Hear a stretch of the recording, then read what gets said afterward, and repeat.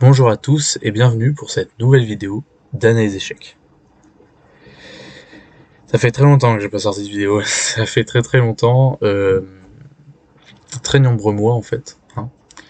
Et j'en suis désolé, vraiment, je m'excuse du profond de mon cœur. C'était compliqué de tout gérer avec les études, etc. J'ai beaucoup de trucs dans ma vie, mais ça y est, je pense pouvoir retrouver le temps de faire ces vidéos. Et une bonne technique, ce serait du coup de pas m'imposer de fréquence de vidéo. Je pense que ça pourrait être vraiment bien. Le fait que je m'impose pas de date régulière à laquelle je sors des vidéos, et que je fais vraiment par plaisir. Et comme ça, j'aurai peut-être plus de motivation à sortir une vidéo. Donc voilà, on va voir le retour déjà de cette vidéo. Et j'espère que ça va vous faire très plaisir, parce que c'est une partie que j'ai jouée contre quelqu'un de très spécial. À la coupe Loubatière, donc à Maubeuge. Donc qu'est-ce que c'est que la coupe Loubatière? C'est une coupe, en fait, un championnat avec 4 journées réparties dans l'année. Et là, c'était donc le premier tour. C'est par équipe et les équipes doivent se qualifier donc au tour suivant en fonction des résultats. Donc là, c'était le premier tour. Et donc la dernière ronde, donc il y a 3 parties par jour, et la dernière ronde de la journée, c'était la dernière ronde de la journée. Donc avec une cadence, je crois, de 50 minutes plus 10 secondes. Donc longue semi-rapide, bon, je sais pas comment, 50 minutes plus 10 secondes. Donc cadence intéressante, la cadence des championnats du Nord, pour ceux qui suivent bien la chaîne. Et là, donc dernière ronde, on joue contre l'équipe de Maubeuge. Et puis, et puis je vois un homme, un homme s'avancer vers moi. Et il arrive, il se met derrière sa chaise et puis il commence à me regarder fixement comme ça. Puis je fais, mais bonjour, vous allez bien? Il fait oui, oui. Et puis il continue à me regarder fixement. Donc moi je note sur ma feuille et je note les informations sur ma feuille, etc. Il continue à me regarder. Et puis d'un coup il fait, c'est comment ton prénom? Moi je fais, je m'appelle Léo. Il me fait, plus grosse coïncidence de l'année. Ah mais je suis abonné. Oui, j'ai joué contre un abonné. Ma chaîne avait, je sais pas à ce moment-là, 80 abonnés. Et je jouais à l'autre bout du département. Je jouais contre un abonné à ma chaîne YouTube. Et ça, c'est vraiment incroyable. C'était vraiment une très grosse coïncidence que ça arrive à ce moment-là. J'étais évidemment très heureux. Et c'est pour ça que j'ai décidé de vous partager cette partie, qui en plus de ça est assez intéressante. Donc c'est vraiment cool. Et donc, on est parti. Donc j'ai les noirs contre cet abonné mystérieux, ce mystérieux abonné qui a surgi devant moi, et il m'ouvre par le coup F4. Et ça déjà c'est déjà ça me surprend, déjà en fait double surprise déjà pour moi là, c'est vraiment il y a un abonné qui arrive, ok, donc déjà j'ai très peu de chance que ça arrive, j'ai une toute petite chaîne et il arrive comme ça. Et en plus de ça, il me joue F4. Donc c'est vraiment moi je suis submergé par les surprises là. Bon, F4 c'est un coup très rare qui s'appelle la Birds Opening, donc l'ouverture oiseau en français. Oui, je suis bilingue. Et donc F4. L'idée c'est de contrôler le centre avec le pion F, donc contrôler la case E5. Là, j'ai du mal aujourd'hui. Donc la case E5. Et donc voilà, c'est une ouverture assez bizarre parce que souvent on dit de pas bouger le pion F dans l'ouverture parce que quand même ça affaiblit cette diagonale, mais ça peut mener à de nombreux systèmes comme le Stonewall ou une hollandaise avec les blancs. C'est un peu l'idée. D'ailleurs, à propos de ce coup, il m'avouera plus tard, me dire qu'il avait joué ce coup pour internet, parce que du coup il savait qu'il avait passé en vidéo. Bon, j'espère que tu m'en veux pas trop que je sorte la vidéo aussi tard. Mais ouais, donc c'est vraiment marrant qu'il ait joué ça. Surtout qu'on me le joue très rarement. Donc moi, j'ai continué normalement par D5. L'idée, c'est qu'on peut pas jouer E5, du coup on joue D5. Là, E5, c'est le pion prend, du coup D5, on met un pion au centre, on met le pion qu'on peut au centre.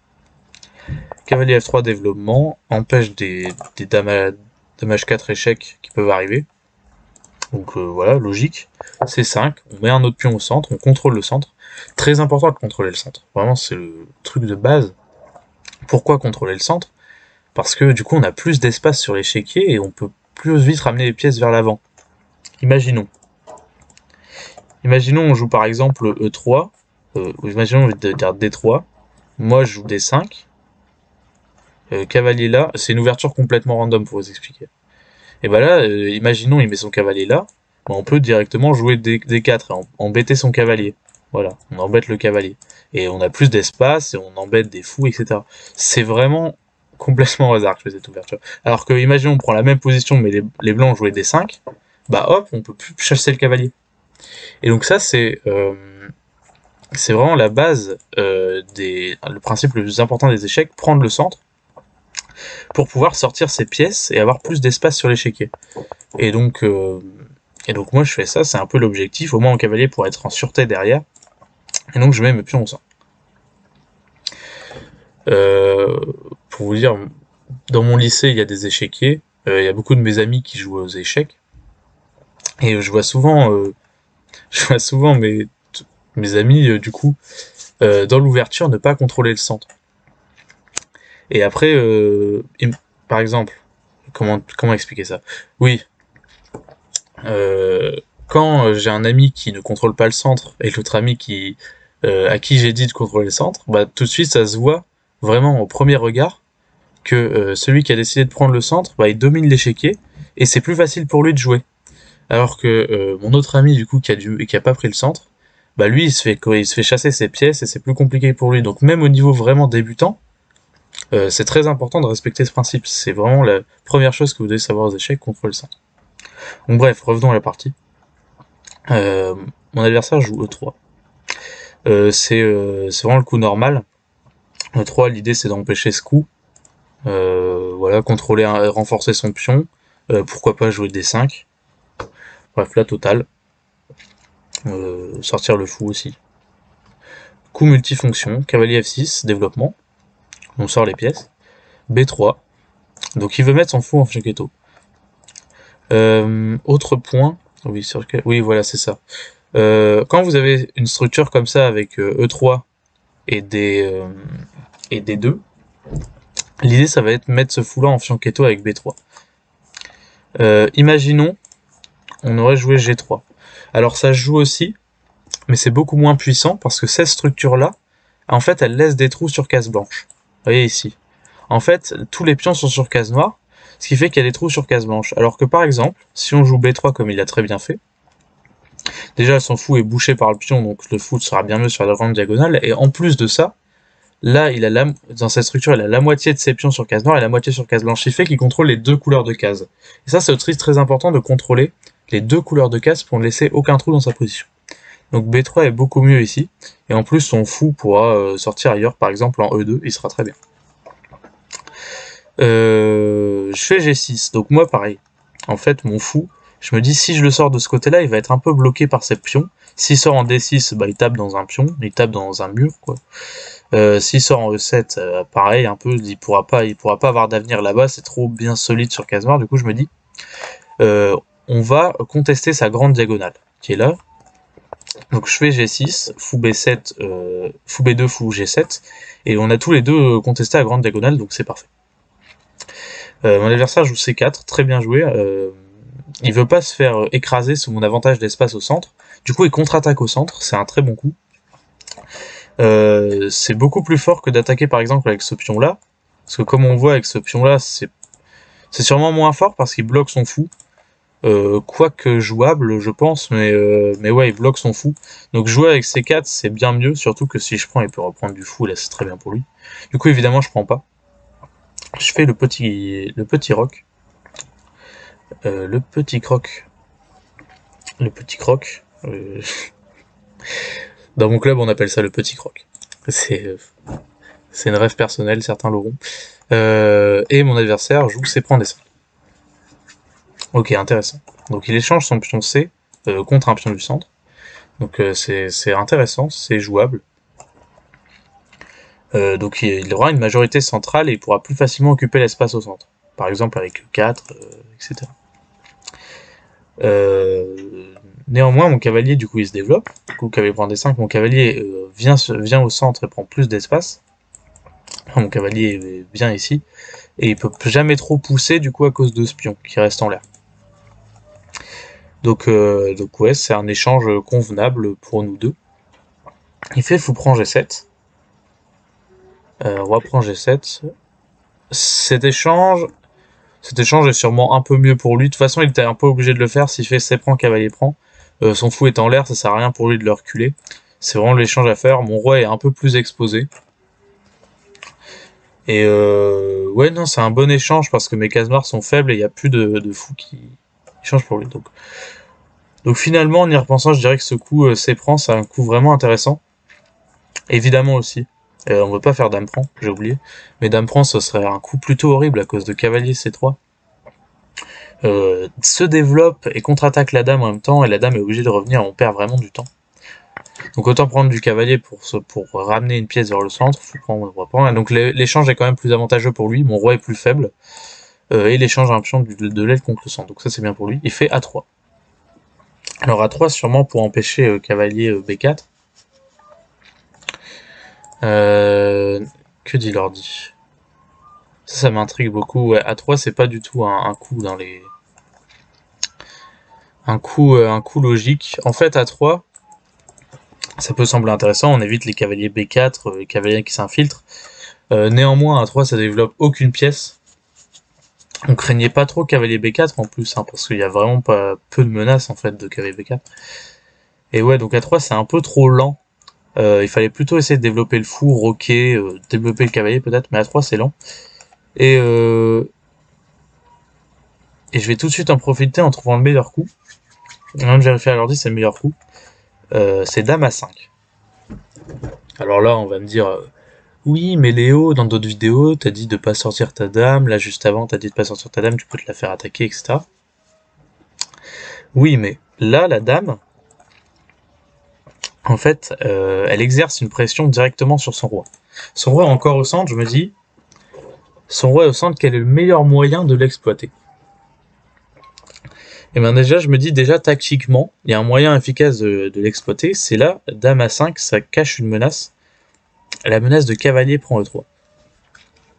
Alors elle peut paraître, ça peut paraître bizarre parce qu'on dit il y a pion prend, mais non en fait parce qu'il y a clouage sur ce pion, et il est difficile à voir parce que c'est pas un thème qu'on connaît beaucoup en fait aux échecs. Aux échecs, souvent les tactiques, on les repère grâce à des thèmes. On a déjà vu ce thème quelque part, on s'en souvient, mais là c'est pas un thème courant d'avoir du dame A5 dans le jeu comme ça, et donc c'est une menace difficile à voir, et moi-même j'ai pris du temps du coup pour voir que dame A5 ça avait cette menace. Donc ouais, déjà c'est une menace tactique. Autre point, il peut pas développer son cavalier. Ici, parce qu'il y a prise de dame prend, je gagne un pion. Voire plus, son roi doit s'exposer. Et donc voilà, dame A5, elle peut pas se faire attaquer en plus de ça. Donc le fou de case noire est parti. C'est-à-dire que la dame sur case noire, elle peut pas se faire attaquer, et le cavalier peut pas trop l'attaquer non plus. Donc c'est vraiment un... Ça peut paraître bizarre comme coup, mais c'est vraiment efficace. Ça met directement pression sur son roi. Là, mon adversaire va jouer fou C4, et va complètement louper cette menace, ou il l'a pas loupé. En fait, je me questionne parce que... Oui, c'est vrai, je m'en souviens. En fait, j'avais beaucoup réfléchi à ce moment-là, parce qu'on peut se penser, oh, le cavalier prend le 3 direct, bam. Mais en fait, pas du tout. Parce qu'il faut quand même réfléchir au coup B4. J'ai fait cavalier prend le 3 hein, d'ailleurs. Mais il faut réfléchir au coup B4. B4, c'est intéressant, parce que si on prend, bah... Hop là. Tout de suite D prend E3, et avantage blanc. On peut pas prendre, il n'y a plus de clouage. Donc, on était obligé de calculer un peu. Et de voir qu'en fait, du coup, il y avait sur B4, il y avait quand même cavalier prend dame. Puis on prend, et là, attention, c'est pas fini le calcul. Toujours calculé jusqu'au bout. Le cavalier peut ressortir que par une seule case. Parce que là, du coup, on a échangé les dames. On a gagné un pion, mais le cavalier est quand même sur le point de se faire manger. Et il a qu'une seule case pour ressortir, c'est en B2. Et même là, il fallait continuer à calculer, parce que quand même, fou E2, le cavalier, il peut pas sortir, il est complètement enfermé par le fou. Donc là, vous voyez, un cavalier, quand ça s'aventure dans l'autre camp, Faut vraiment vérifier qu'il puisse sortir parce que c'est pas une pièce longue portée comme les fous qui peuvent vraiment revenir dans leur camp assez facilement. Le cavalier, il galère vraiment à sortir. Et là, j'ai vu dans le calcul fou F5, du coup, qui me permettait de sortir mon cavalier par la case. Par exemple par cette case, ou ouais, par cette case. Voilà. Donc ça tient, et j'ai gagné un pion. Ça tient, j'ai gagné un pion. Et j'ai même l'avantage, un gros avantage, parce que sa structure de pion est complètement cassée à l'aile dame. Il a un pion isolé, son pion F est plutôt mal non plus. Enfin, est plutôt mal aussi. Et ouais, du coup, j'ai un très gros avantage ici. Mon adversaire fait le petit croc, c'est parfait. C'est le coup qu'il faut jouer, de toute façon, mettre sa tour en jeu. Et là, je fais A6. Alors, A6, c'est quoi l'idée? Imaginons, je fais un coup de développement comme cavalier C6. Qu'est-ce que j'avais vu sur ça? Oui, il y a sûrement un problème sur ce pion. Je réfléchis.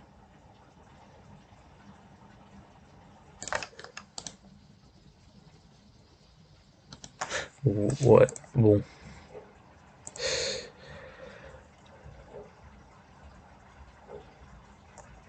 Ok. Peut-être que sur cavalier C6, il y avait peut-être tour C1. Tac le pion. Non, c'est pas ça. Peut-être A6 me dérangeait. La partie s'est jouée il y a très longtemps. A6. Oui, en fait, A6, du coup, son idée, c'est vraiment de se débarrasser. Oui, c'est ça. L'idée de A6, c'est vraiment de se débarrasser de son pion faible qui est là en A5 et l'échanger contre un pion plus fort qui est en B7. Et donc, c'est lui qui ruine ma structure de pion grâce à un pion déjà faible. Donc là, je peux jouer B6, mais son pion A6, ça s'appelle un pion passé de réserve. C'est-à-dire que c'est un pion qui n'est pas encore passé, mais que s'il devient passé, il est à 2 cases, donc c'est un pion très dangereux. Et en plus, j'ai des faiblesses sur case blanche ici. Donc A6, ça avait l'air un coup vraiment très fort, et j'ai décidé de le stopper, j'ai joué A6. D'abord. Donc voilà, c'est ce qu'on appelle de la prophylaxie. Il y a une idée adverse, on la stoppe, et ensuite on joue. En plus, ça évite des fous B5, bref, tout le tralala. Mon adversaire joue D4. Donc ouais, il prend le centre, il a son pion isolé, hein, son pion faible. En fait, mon adversaire, il a sa stratégie, il le fait très bien, c'est d'utiliser ses pions faibles comme force pour venir moi me créer des pions faibles. Donc il menaçait à 6, et ici son pion isolé, ici en plus arriéré, très mal placé. Il vient l'utiliser pour attaquer mon pion et enlever cette faiblesse. Donc c'est très bien joué. Moi ici je vais appliquer la stratégie de ce qu'on appelle on a un pion de plus, on échange tout. Pleutre. Fou des trois. Voilà, donc moi je suis là, j'ai mon pion de plus, j'échange. Viens échanger les fous si tu l'oses. Il fait qu'avec ces 3 développements c'est bien, donc moi j'échange en mode j'ai un pion de plus, j'échange. Oui, donc pourquoi on dit d'ailleurs pourquoi on dit quand on a du matériel en plus, faut échanger? Eh ben, quand vous avez une finale de pions, c'est-à-dire une finale avec que des pions et les rois, déjà, quand vous avez un pion de plus, c'est déjà gagnant. Quand il n'y a plus qu'une pièce, une paire de pièces, c'est plutôt gagnant. Quand il y a des tours, c'est moyennement gagnant. Quand il y a les dames, c'est plutôt nul. Mais dans tous les cas, plus on échange de pièces, plus le pion va prendre son importance. Et quand il y a 2 pions, c'est encore mieux. Bref, quand il y a du matériel en plus, faut essayer d'arriver dans une finale, éviter toutes les complications et gagner. Et si on fait ça, on arrivera dans une finale gagnante très facile. Donc moi j'ai mon pion de plus et j'essaie du coup d'échanger un maximum de pièces. En plus de ça, plus on arrive en finale, plus ces pions ici, je pourrais les attaquer facilement. Donc c'est tout bénef pour moi. Il joue cavalier prend fou du coup. Ouais, je viens me prendre le fou, il joue cavalier prend fou. Donc un échange très bien pour moi. Je développe cavalier C6. Qu'est-ce que je voulais dire? Oui, alors pourquoi ici je laisse un pion? Du coup on va le voir après. Ça revient au même. Du coup, ici, je laisse un pion. Mais vous voyez que ce pion est très faible et il peut pas être défendu par d'autres pions. Et même par des pièces, en fait. Parce que là, en fait, sur ce coup, c'est d'ailleurs le coup qu'il a joué, j'ai cavalier D3. Et je viens, en fait, récupérer le pion. Et c'est assez parlant de sa position, en fait. C'est-à-dire que sa structure de pion, elle est tellement en lambeaux que même si je laisse un pion et que je joue une pièce pour l'attaquer, il peut pas la défendre, en fait. Sa tour, je la mange, s'il vient défendre la colonne. Et ses cavaliers peuvent pas le défendre, et aucun pion peut le défendre. Donc j'ai récupéré le pion. Il joue cavalier FD4. Il veut essayer de ramener ses cavaliers au centre, mais moi je suis très content, j'échange une nouvelle paire de pièces, et je récupère mon pion. Donc là, on arrive dans cette position. C'est une position complètement gagnante pour moi, sa structure de pion est en lambeaux. J'ai un pion de plus, néanmoins, attention, j'ai un pion arriéré en B7. Un pion arriéré, qu'est-ce que c'est? C'est un pion qui est derrière la structure de pion et sur une colonne ouverte. C'est-à-dire que mon adversaire, il peut mettre ses tours et viser ce pion, et ce pion peut jamais avancer à cause de ce pion qui rôde, en fait. Si je fais ça, il y a la prise en passant, évidemment. Si je fais ça, il y a prise, et donc coup, en fait, ce pion, il peut pas passer devant la structure et être moins faible, en fait. Il est forcément faible. Mon adversaire, encore très intelligemment, joue F5. C'est vraiment la stratégie de donner ses pions faibles pour essayer de me créer des faiblesses à moi. Là, ici, il essaye de donner son pion pour ouvrir un peu plus mon roi, activer sa tour. Donc ça, c'est aussi très intéressant comme coup. Vous voyez mon adversaire qui a très bien joué, à part au début où il a laissé le cavalier prend E3, etc. Cavalier prend E3, dame A5 et tout. Vraiment, ensuite, il a très bien joué, il a vraiment essayé de donner ses pions faibles contre pour des compensations, en fait. Ça, c'est vraiment intéressant. Et cette stratégie de jeu commence à me causer des problèmes. Donc moi, je fais tour FD8, j'active ma tour. Jusque-là, c'est facile. Il fait tour AD1, il défend, il active aussi sa tour, très bien joué. Tour D6, j'essaye de doubler. Il va faire tour F4, défendre son cavalier latéralement. Je trouve ça un peu bizarre comme coup, ici. Tour F4. Sa tour elle est plutôt mal placée ici, elle va pouvoir se faire attaquer. Moi j'aurais plus mis la tour ici, mais vous verrez qu'en fait il avait une idée. Ouais, donc en fait le problème de tour F4 c'est que ça crée un clouage en fait sur ce cavalier. Ce cavalier peut pas bouger sinon il y a la tour derrière. Mais vous verrez qu'en fait c'était avec une idée bien précise et c'est très bien joué. C'était en fait une idée de... Vous verrez après, je vous spoil pas. Moi je fais tour à D8 donc je double, me doutant de rien, de ce qui va se passer ensuite. Il fait tour G4. Et je me dis, mais qu'est-ce qu'il fait C'est pas comme ça qu'on joue aux échecs, on fait pas deux coups de tour pour mettre devant un roi qui est bien protégé par un pion. C'est bizarre ça. En plus, je me dis, en plus, j'ai cavalier B3, tu vas pas venir. Cavalier B3, je joue. Il me reste pas beaucoup de temps, mais ensuite, en vrai, il doit me rester une quinzaine de minutes. Et je joue tout plutôt vite parce que je me dis, bah, je suis complètement gagnant, impossible que je la perde, etc. Il n'y a aucun souci, je vais pouvoir la gagner assez tranquillement. Cavalier B3, je me dis, en fait, cavalier B3, je me dis, j'ai un tout. En fait, il y a un clouage, donc il peut pas prendre mon cavalier. S'il prend, je prends sa tour. Logique. Et en fait, je me dis, prochain coup, imaginons que je joue A4. Je fais cavalier prend, tour prend, tour prend, tour prend. Je gagne même une tour en fait. Donc en fait, j'échange pas tout en fait, je gagne juste une pièce. Je me dis, je gagne une pièce. C'est gagné. Victoire. On rentre à la maison. On retrouve la famille. On ramène la victoire. Ça fait très plaisir. Et en plus pour l'équipe aussi, hein, évidemment que c'est un match par équipe. Donc là, je suis en train de savourer ma victoire. Ouais, trop fort en fait ce joueur. Et là, il me joue F6. F6 échec. Je me dis, bon, j'ai 3 prises possibles. F6.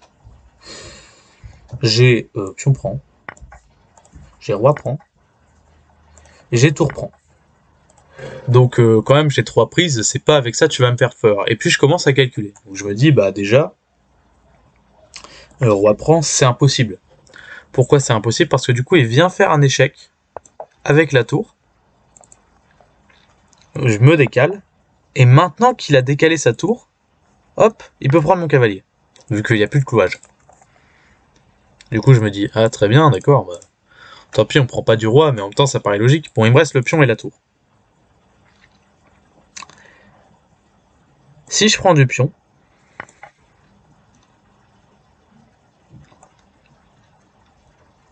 et je me dis, ouais, bah, je vais juste prendre du pion, en fait, ça renforce la structure. Bon.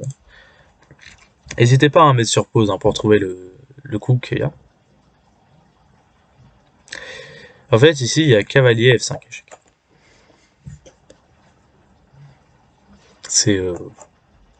C'est beau, hein. Très beau, il faut le voir, ça. Parce qu'en fait, du coup, le cavalier F5, il fait une fourchette. Et on essaye de prendre avec le pion G, là. Vous voyez, j'essaye de prendre le cavalier, mais non, en fait, il y a un clouage. Je peux pas prendre à cause du... Mon roi, il traîne derrière. Et donc, en fait, bah là, je vais juste reculer mon roi, et là, il gagne juste la tour. Il la gagne... Avec, il peut prendre de la tour, du cavalier... Bah, il prend du cavalier. Hop. Donc, il gagne la tour, il gagne la partie. Donc, je me dis, non, quand même. Du coup, on prend pas du pion. Haha, j'ai vu clair dans ton petit jeu. On va prendre de la tour.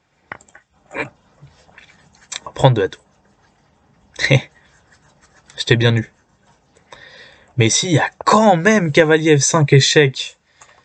Et là, je me dis, comment ça? Comment il y a cavalier F5 échec? Et puis là, je vois que sur tour prend, en fait, il fait tour prend. Et maintenant, c'est matériel égal. Mais lui, il a une qualité de plus contre 2 pions. Et donc, F6 échec, un coup qui peut sembler anodin, mais les 3 prises ne marchent pas. Et sont l'avantage pour lui. 3 prises marchent pas. Ah aussi, il y avait... je pouvais penser à faire roi G8. Ah putain, oui, il y avait aussi tous ces calculs. Bon, je vais vous montrer aussi les calculs parce que c'est très bon. On peut penser du coup aussi roi G8. Roi G8, très très fort. Mais du coup, non. J'avais vu quelque chose. F prend E7. Du coup, là, il vient prendre le pion.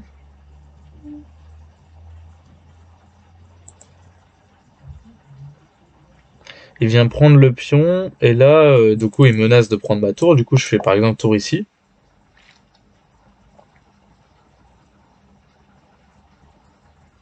Ouais, je me souviens plus du tout de mes calculs. Mais j'avais vu un truc qui marchait pas. J'avais vu un truc qui marchait pas. Et évidemment, roi F8. Roi F8, pion prend, roi prend. Tour échec.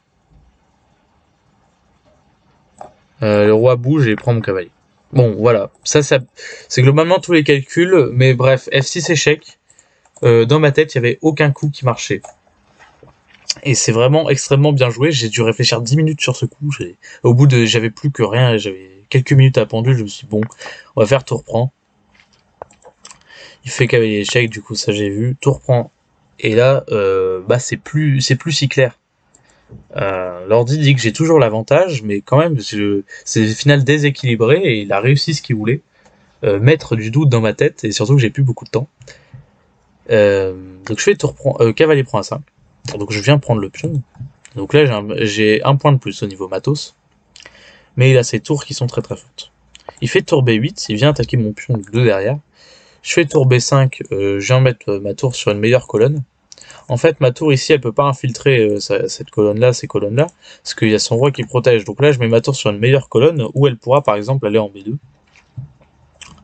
Par exemple.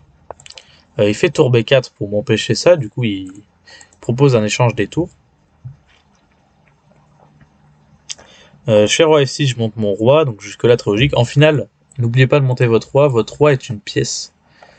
Votre roi est une pièce, c'est très important de l'utiliser. Si votre adversaire monte le roi et vous non, vous allez jouer avec une pièce de moins. Donc la finale, en fait, le roi ne peut plus être attaqué. Quand il y a encore beaucoup de pièces sur l'échiquier, votre roi il peut se faire mater, mais là plus du tout, du coup on le monte. Il fait tour prend B5, je fais pion prend, donc là il vient ruiner ma structure de pion. Ma structure de pion étant lambeau. J'ai toujours un pion de plus, mais vous voyez c'est un pion doublé, donc j'ai plus vraiment de pion de plus. Et là l'ordi dit que c'est une position égale. Mon adversaire fait roi F2. Je fais roi E5. Donc je continue à monter mon roi. Et là, mon adversaire, encore un piège de Marlou. Euh, c'est vraiment un piégeur. Hein. Il piège bien. Il fait roi E2. Il savait que j'avais plus le temps à la pendule. Et sûrement, il savait que j'allais faire roi E4 à tempo. Je me suis dit... Ah, pardon, j'ai spoilé. Roi E2. Donc il me dit, oui, moi dans ma tête, je me suis dit, bah, roi E2, bizarre en fait. Qu'est-ce que tu joues? C'est quoi ça? Je peux monter mon roi. Et tu me laisses monter mon roi, pourquoi tu viens pas en 3? Donc je monte mon roi. Et là, mon adversaire, qui joue directement tour F8, et qui me dit, non, non, je t'ai piégé. Et, et voilà, en fait, là, je me dis, bah, F5. F5, mais du coup, ce pion, il devient... du coup, il attaque les deux pions. Ouais, on peut penser F5, ça protège le pion, mais du coup, ouais, comme j'ai dit, il attaque les deux pions. Du coup, je fais H5. F6, pareil, hein, il attaque les deux pions. Et en fait, pourquoi? Imaginons, il avait fait roi E3. Ça sera un piège. Imaginons, je joue un coup random comme H6. Bah, du coup, sur tour F8, bah, je peux ramener mon roi, en fait. Et le fait, en fait, je l'ai monté une case trop haut. Et du coup, maintenant, mon roi peut plus revenir défendre les pions. Et c'est très important que le roi soit au contact des pions, au final. C'est une chose primordiale, les pions sont faibles, surtout contre une tour, et le roi doit rester auprès d'eux. Et là, je l'ai monté trop tôt, j'ai voulu grappiller de l'espace, et la tour s'est infiltrée derrière. Et donc, je perds mon pion d'avance, et là, c'est terrible. Et là, je suis officiellement perdant sur mon ordinateur. Et là, je commence à suer à grosses gouttes. Là, dans ma tête, je me dis, qu'est-ce qui s'est passé pour que j'en arrive là? Je suis tombé dans tous ces pièges. Puis lui, il reste concentré, il joue très très bien. Je commence à paniquer. Je joue E5, mon pion est attaqué, je l'enlève. J'aurais pu aussi ramener mon cavalier en jeu, je pense. Je pense que c'est peut-être mieux. Non, E5 c'est le bon coup. E5. Oh, E5 c'est le bon coup. Bon, je prends de l'espace avec mon pion, et en plus, en fait, c'est mon pion passé. Donc c'est important de le pousser. Qu'est-ce qu'un pion passé? Un pion passé, c'est un pion qui n'a plus de pion sur les colonnes adjacentes, et ni en face de lui. Du coup, c'est un pion qui peut aller jusque dame s'il n'y a personne pour l'arrêter. Du coup, les pions passés, bah, important, faut les pousser. Du coup, je le pousse. Il fait H4. H4, bien joué, prend de l'espace. Et ce pion s'affaiblit. C'est-à-dire que ce pion, s'il commence à attaquer par derrière, ça peut vite être chiant. Bien joué à lui. Mon cavalier, je le ramène en jeu. Et j'ai envie d'échanger ce pion A3 contre ce pion B7. Mon cavalier, là, il est coincé à ce pion B7. Je me dis, bah, il y a un pion A3, je vais en profiter, je vais jouer KVC4. Je contre-attaque son pion, au moins s'il prend, je peux reprendre. Et en même temps, je défends mon pion. Donc c'est exactement la partie. Il fait tour B6, attaque mon pion par derrière. Là, mon roi, il est assez pour revenir roi F5. Il peut revenir défendre le pion. Mon adversaire joue roi F3. Et là, je me dis, ce cavalier, il est très moche sur le côté. Comment faire pour le ramener en jeu? Parce qu'on peut pas le ramener en jeu facilement. Si on joue KVC4, on prend. Et on perd un pion, et là, on perd la partie. Et là, je vois le joli coup KVC2. En fait, on ramène le cavalier en jeu. On a envie de le mettre là pour qu'il puisse défendre ce pion. Et là, on se dit, oui, t'as perdu le pion, mais non, parce qu'il y a cavalier D4 fourchettes. Attaque le roi, attaque la tour. Je gagne la tour, je gagne la partie. Du coup, je joue KVC2. Mon adversaire qui tombe pas dans le piège. Lui, il tombe pas dans mes pièges. Hein. Par contre, moi, je tombe dans ses pièges. C'est à peu près ça, la partie. Et il fait roi F2. Il fait roi F2, j'ai pas le temps de réfléchir, il me propose nul. Alors là, au début, je me dis, bah, bizarre de proposer nul. En fait, dans cette position, en fait, il est gagnant. L'ordi dit nul, mais moi, j'étais en train de paniquer et j'avoue qu'au premier abord, j'étais très heureux qu'on fasse nul. Et puis, je me suis rappelé que c'était un match par équipe. Du coup, il fallait que je regarde les résultats de mes coéquipiers pour voir. Et à ce moment-là, on gagnait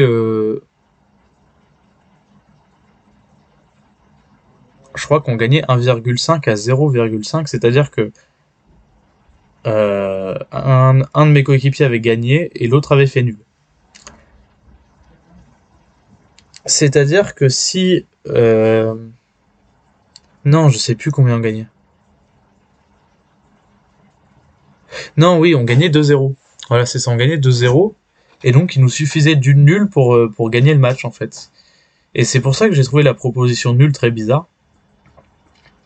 D'ailleurs, d'ailleurs, directement, du coup, on peut lui demander. Hésite pas à dire dans les commentaires pourquoi t'as proposé nul à ce moment-là. Parce que c'est vrai que du coup, alors évidemment, j'ai accepté la nulle. Oui, je sais, ça peut paraître pleutre. Mais, mais oui, j'ai accepté la nulle parce que déjà, la position est complètement pas claire. Et en plus de ça, je me sentais vraiment moins bien.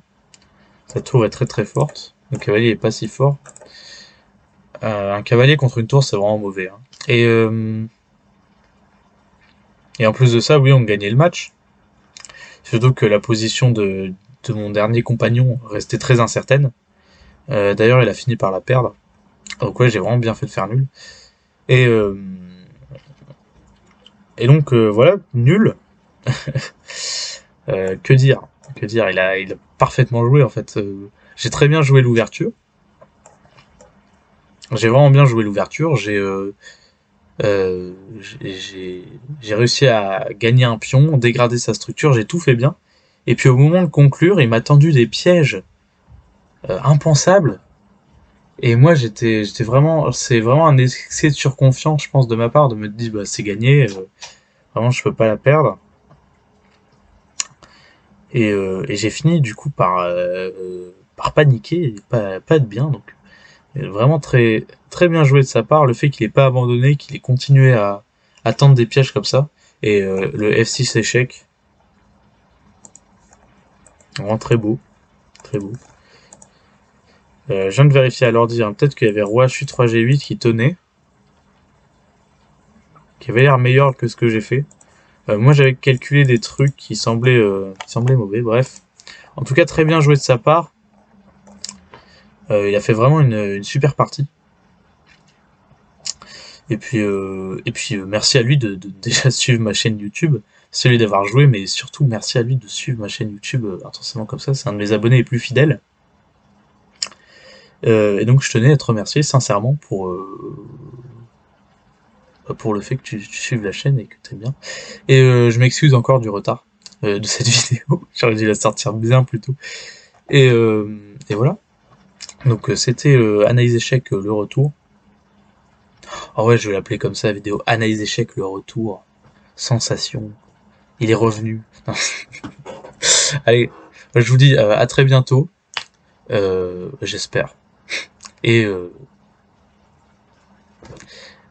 salut.